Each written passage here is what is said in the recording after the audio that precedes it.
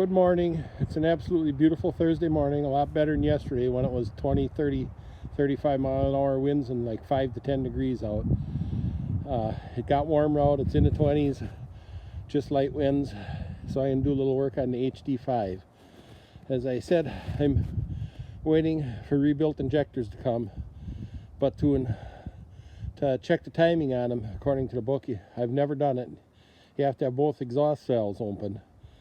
So, well, I have to do a couple things here. They kind of work hand in hand. When I bought this HD5, the owner said his father last used it probably in the 80s, and he said he wasn't going to fix it because he remembers there was an oil leak, he thought, somewhere, but he didn't know where. When I got it running, I found out where. The hydraulic pump's on the front of the motor, and when I did have it running, I saw it leaking there. So what I want to do today is lower the blade.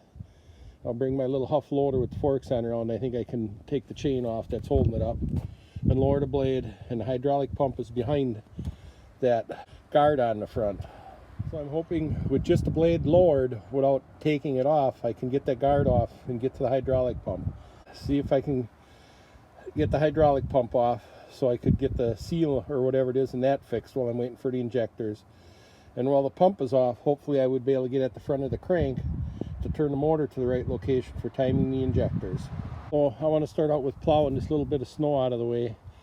It's not much, but the little Huff loader just doesn't do well in snow. The steer tires just do not roll in that snow. So I'm going to do that first, and then I want to plan is to lift the blade up, take the chain off, and lower the blade and see if I can get that guard off the front.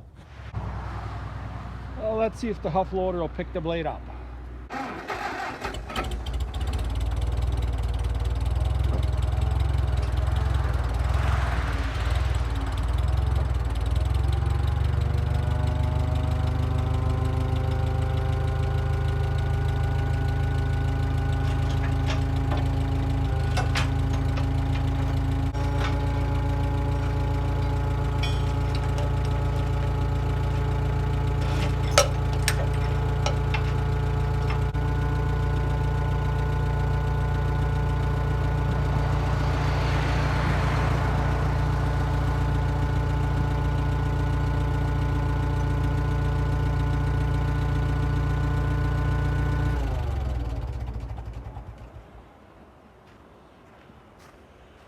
Well, the hydraulic cylinders seem to be holding up. Let's see if I open the valves if it'll drop.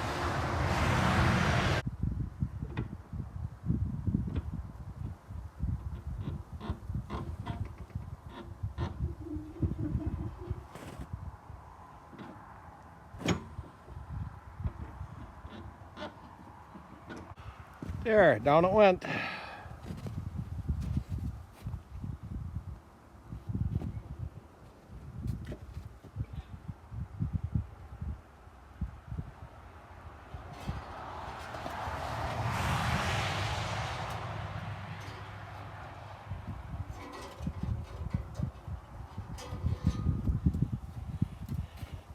You can tell it was a farm dozer. It had barbed wire on it.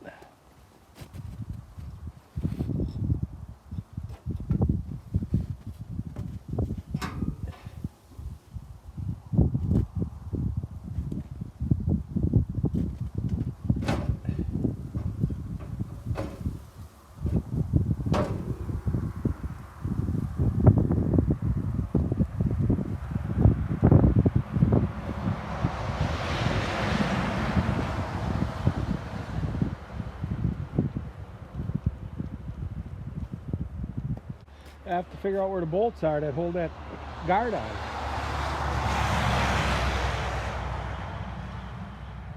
And they were advertised as having a hinged grill, I suppose, so you can open easily to clean the radiator.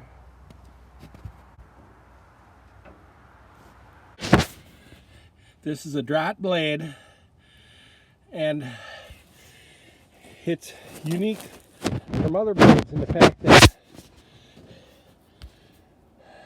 those two handles are for the blade. The two cylinders are operated independently with those two handles.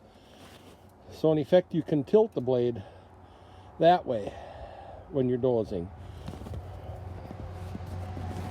where most tilting blades have a hydraulic cylinder on the side here in order to tilt them. And it has a third hydraulic circuit. It had these two pipes going to the front. By the looks of it, I'm thinking it had some kind of a grapple at one time that pivoted on here and would come down and then would have a hydraulic cylinder from that grapple go down to that eye.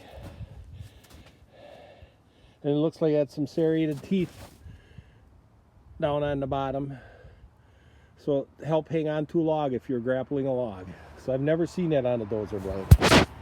Now I'm thinking the bolts that hold that guard on are in through these holes, and I'm thinking the easiest way to get at it, work on it, is if I just pull the pins and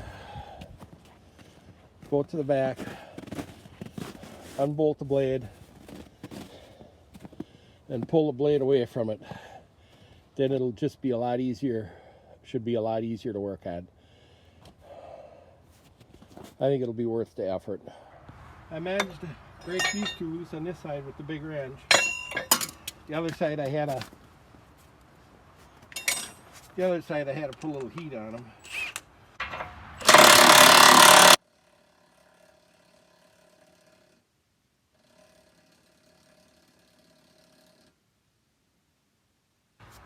Want some good news? What? Yeah, I can always use good news.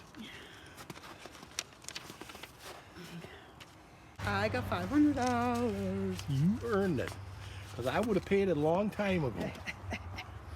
They all had. You take it? Yeah, well, I can always edit out. Yeah. Is it nice out? What? Isn't it nice out? Yeah. This was one of the best purchases I ever made. Yeah. That thing cost $450 almost. But it's worth it. Oh, huh? I'd sit here trying. It's got so much power I can't hardly believe it. You getting this running or? This is the one I bought. And I should have checked the fuel tank for water. And it damaged the injectors. Oh no. So I got different ones coming. Live and learn. I'll never start one up again without checking for water. The new injectors, the rebuilt injectors, will help it start better afterwards anyway. It ain't like it's... And then it'll be running? Yeah. Like well, you're going to run it around here? Probably. Like, are you going to like plow snow? Well, if we get this much.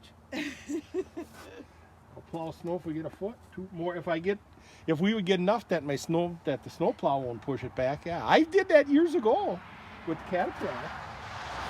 This looks heavy duty. It is.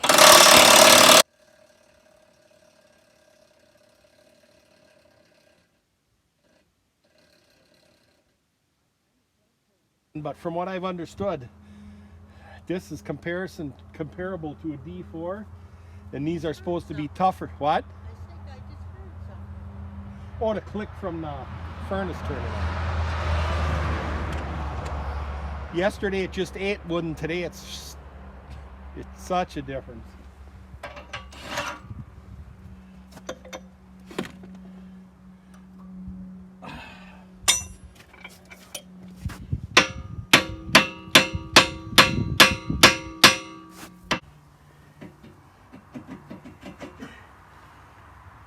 Now I'll go take the other side off. Well, I got I have the two back connections off.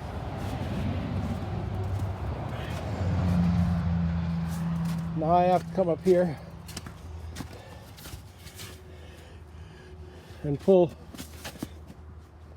this pin on each side, and then the blade will be free.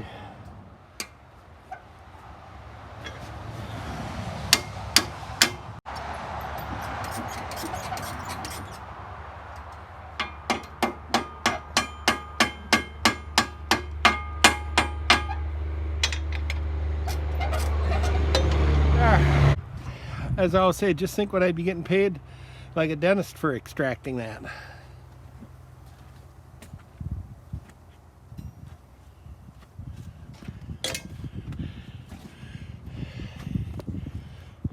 Speaking of dentists, my wife just got the mail and she asked me if I wanted some good news.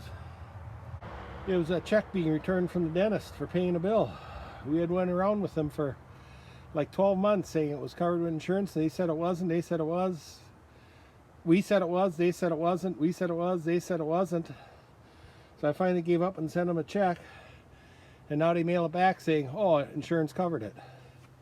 That's good news, but it's always a headache.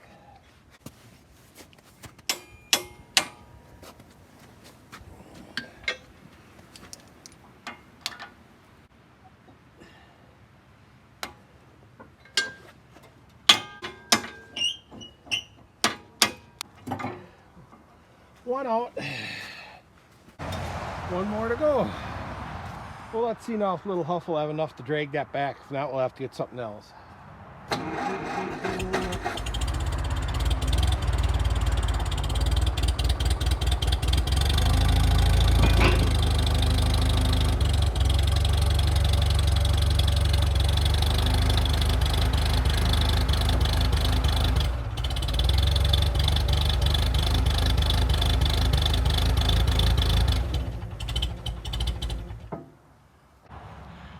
That'll make it a lot easier to work on. As I thought, I looked in the holes and there's some big bolts in there. Let's just hope they come out.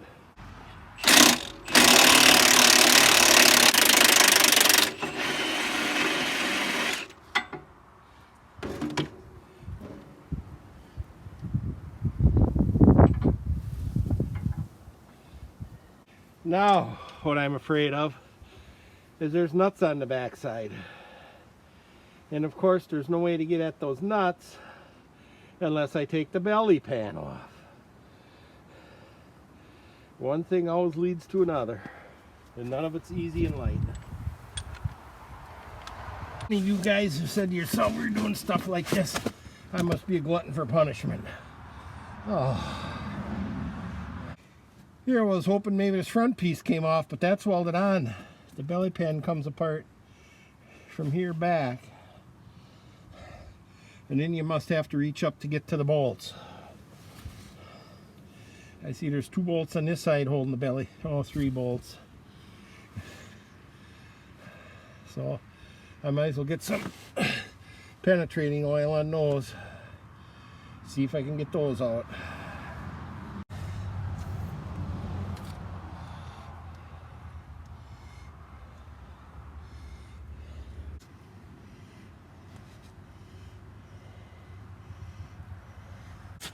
Well, I'm working on there's three bolts on the bottom of this rail. I got the front one off. I was going to work on the back one, and I could reach in down in here with a little box end wrench to hold it. Of course, I should have tied a string on the wrench because it jumped off the bolt, and now I got to try and find it and fish it out of there, or else find another short 3/4 inch wrench that'll fit in there. But I should know enough in cases like that to tie a string on them.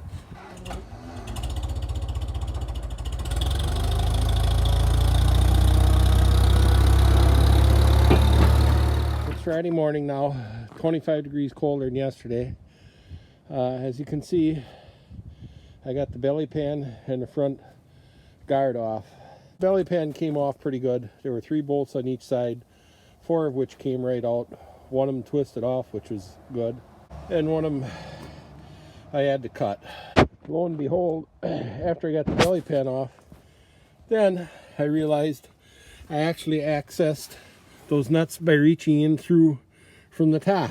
So I wouldn't have had to take the belly pan off. But that's okay because I got my wrench back out of it that I dropped in it. It'll be nice to have it cleaned out. With the belly pan off, it'll also be a lot easier to catch all the oil when I take the hydraulic pump off the front. So someday when it gets warmer, I'll work at draining the hydraulic oil and taking the oil pump off. And thanks once again for watching.